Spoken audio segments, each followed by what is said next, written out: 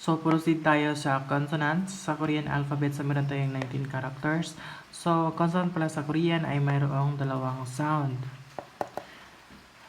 So, halimbawa nito, meron itong K at J sound. Ito naman, mayroong P at saka B. Ito naman ay may N sound character. Ito ay may S or Z.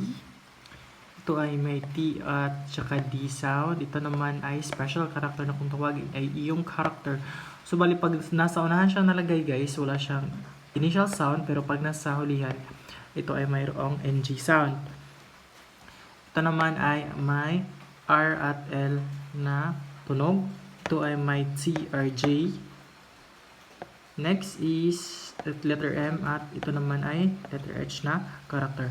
Okay, so proceed tayo dito sa aspirated na consonant. Okay, so binibigkas ito na may kasamang hangin. Ito ay letter K.